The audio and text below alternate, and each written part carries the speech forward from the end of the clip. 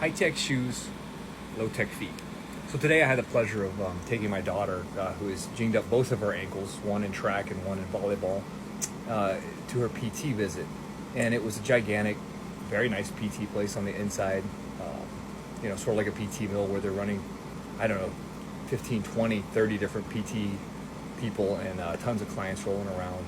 And I sat there and was watching people walk in and kind of analyzing their gait or looking and trying to figure out what person had something wrong with it.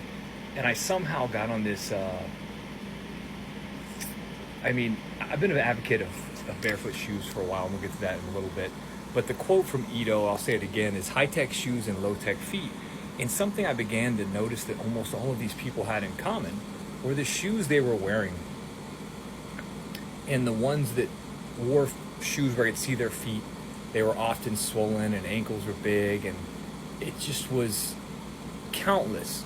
And whatever they may have been walking in for treatment, I couldn't help but think that the shoes that they've been wearing and the weak feet that they're standing on are not helping anything. I really believe that a house is only good as its foundation. So no matter how nice the roof is and the siding, if the foundation is shit, that house is not going to work very well, right?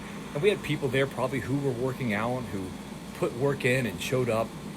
And I kept thinking, but their one connection to the ground, their one connection to feeling how they move is their feet.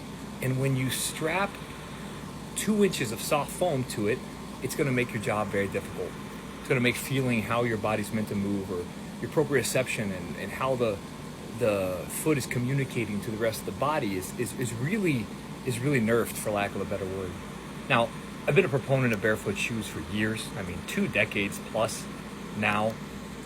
And when I sat here and watched the parade of what I think can ultimately be avoidable damage walk through the door, I'm more convinced than ever now that training your feet and ankles to be strong and capable is important. And here's the simple reason why. Your feet were built to do a job. You want them to be able to grip, sense the ground, and adapt to every surface that you put them on. The problem is, like I said before, right, we spend decades stuffing them into cushioned, arch-supported, motion-controlled boxes, and then we wonder why they get weak.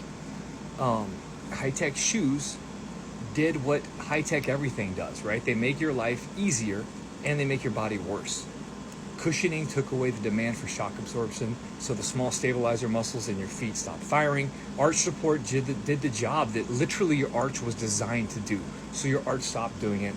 Motion control in your ankles, it locked out the natural roll of the foot, so your ankles lost range that they used to own, and when they find that range, you hurt them, right? And the result overall, I think, is a population that's walking around on feet that can't feel the ground, can't grip it, and can't stabilize the body that's standing on top of them. And it's funny because we could call it a shoe problem, but really it's a foundational movement problem. Every squat, every deadlift, every sprint you run starts at ground contact. And if that foundation is asleep, then everything built on top of it is compensating. And sooner or later, that compensation shows up in a PT office exactly like the one that I was sitting in when I had this thought. That's why I like to train barefoot shoes. I hell even barefoot sometimes, or very minimal footwear whenever the environment will allow it. And it's not because it's trendy or it's something I read once. It's because it forces the 46 or 26 bones and all these intrinsic muscles in your foot to wake up and to do their actual job. I don't think you can fix low-tech feet with more technology. You have to fix them by asking them to work again. And it's the whole point behind Ito's quote. I think it's fantastic. The shoe's not the problem by itself. The problem is what the shoe let us stop doing, or maybe better even, let the foot stop doing. Anyways, thoughts from Rob. Hope you guys have a good Wednesday.